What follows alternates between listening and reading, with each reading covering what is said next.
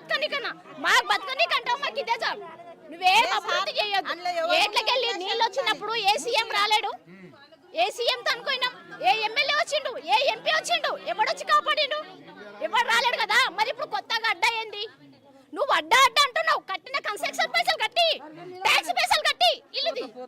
మా అందరి పైసలు ఎట్లా కట్టుకున్నావు కదా, పైసా ఇచ్చి ఇల్లుది. ఇప్పుడు అంటే మీకున్న జాగా ఎంత ఉందో అంత స్థలం ఇస్తాం ప్రభుత్వం. ఇల్లు కట్టుకోవడానికి ఒక్క నిమిషం అమ్మా, ఇల్లు కట్టుకోవడానికి డబ్బులు ఇస్తాము, అంత స్థలం కూడా ఇస్తామని చెప్తే మీరు ఓకే అంటారా? మరి ఎట్లా ఓకే అంటాం సార్ చెప్పండి. మా బతుకు తెలివి ఈడ మెయిన్ సిటీలో మేము కష్టం చేసేది ఈడ.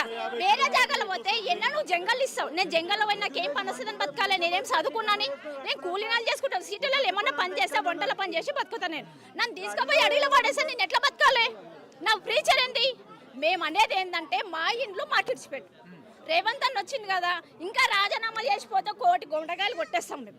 మాకు నిమ్మడం అయిపోతాం. నీ నుండి వచ్చిన సాయం మాకేముంది? ఒక ఆడపిల్ల ఉసురు పోసుకుంటున్నావు, ఒక అమ్మ అయ్య అక్క చెల్లెలు బాధపడుతున్నాం. వీళ్ళందరి బాధ నీకేం అభివృద్ధి చెందుతుంది చెప్పండి? ఏం అభివృద్ధి? నా ఒక్కదాని బాధ కాదు, అందరి బాధ అదే ఉంది. ఏమి ఇబ్బంది ఎవరికి? మా గురించి చేస్తున్నావా? నీకు వచ్చిన సీఎంలు అందరూ ఏమేమో చేసిపోయినా నువ్వు అనుకుంటున్నావు. కేసీఆర్ వచ్చిన గిట్టంగా ఒక అక్క చెల్లెని ఒక అన్న తమ్ముళ్ళగా చూసిండు. నువ్వేం చూస్తున్నావు? ఏం చూసినావు చెప్పండి? ఒక్క విషయం చెప్పండి.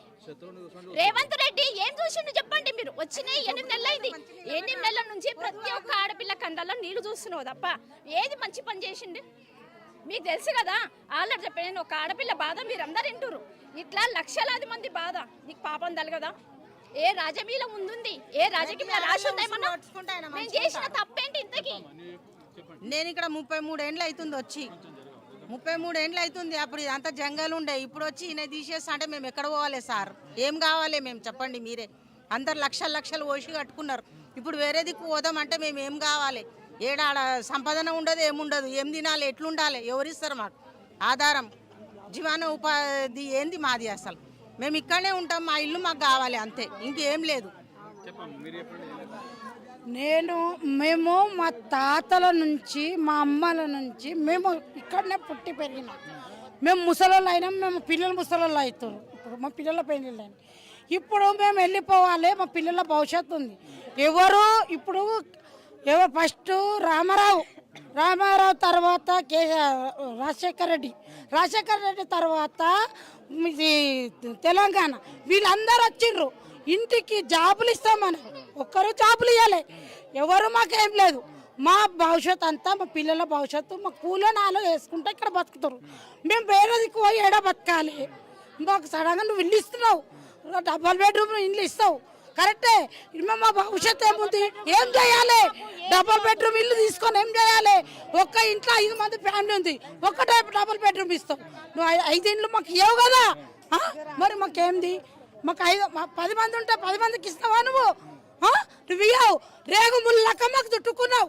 మాకొద్దు, నీవు రాజీనామా చేసే జల్దీ. ఇల్లు మాకు ఇస్తే సార్.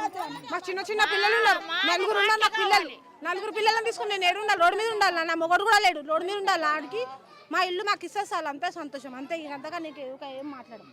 జస్ట్ 30 ఏళ్ళ సార్ ఇంటి మీద లోన్ కూడా ఉంది, 30 లక్షల లోన్ ఉంది. ఆ లోన్ ఆడు కడతాడంటనా?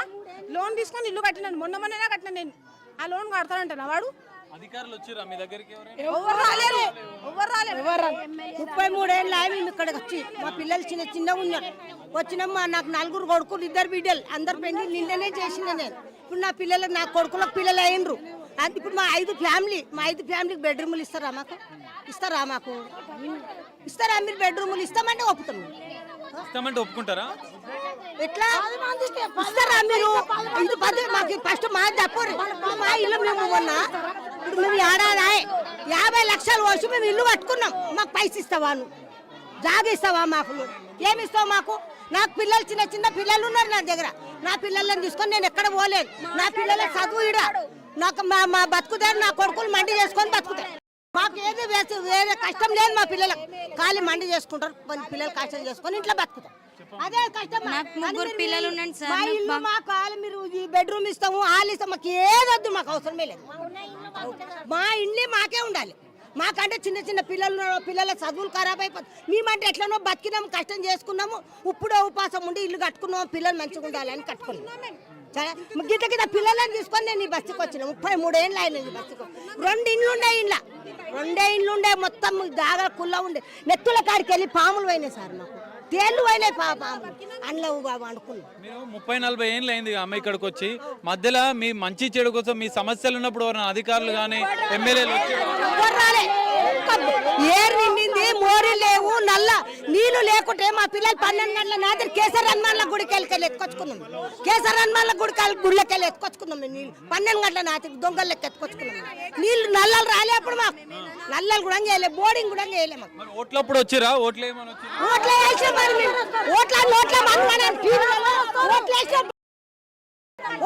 ప్రతిసారి ఇప్పుడు మాకైతే ఏం లేదు, మా ఇల్లు మాకు కావాలి. మరి మీరు 1,90,000 లేదంటారా? మేము పిల్లలు చల్లాలని అనుకుంటాం, పడేసుకొని మమ్మల్ని సమాప్తం చేసి మా కుటుంబాన్ని సమాప్తం కదా. మా కుటుంబం మొత్తం మమ్మల్ని నల్లనే వాతే మీరు వేసుకోరు. చిన్న చిన్న పిల్లల్ని పట్టుకొని ఎక్కడికి పోవాలి సార్? మాకు జీవనాధారం ఏంటో ఉంది.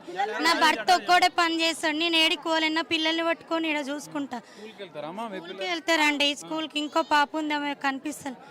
3 పిల్లల్ని పట్టుకొని అంతంత పెట్టుకొని నేను బయటకు పోయి ఏ కిరాయి ఇళ్ళల్లో ఉండాలి? వాడు వచ్చే ఇంట్లో ఉన్న వాళ్ళకి 2,500 ఇస్తాను, చదువుకునే పిల్లల స్కూటీ ఇస్తాను, కరెంటు బిల్లు ఎందుకు కట్టుకుంటుండు, ముసలిళ్ళకు 3,000 4,000 ఇస్తా అన్నాడు. ఏది లేదు. ఈ పథకాలన్నీ ఎందుకు అవసరమా మాకు? ఈ పథకాలు మా ఇళ్ళు పోతున్నాం, కరెంటు బిల్లులు కట్టుకుంటుండు.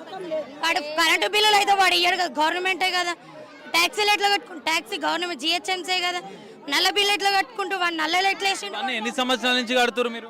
మేము 12 సంవత్సరాలు అవుతుంది సార్. 12 సంవత్సరాల నుండి కడుతున్నా కానీ ఇప్పుడు వాడు ఎట్లా వానికి ఇన్ని రోజులు కనిపించాలని మూసినది. ఇప్పుడు అక్రమాలను ఎట్లా ఎట్లా వాడు డిక్లేర్ చేస్తాడు?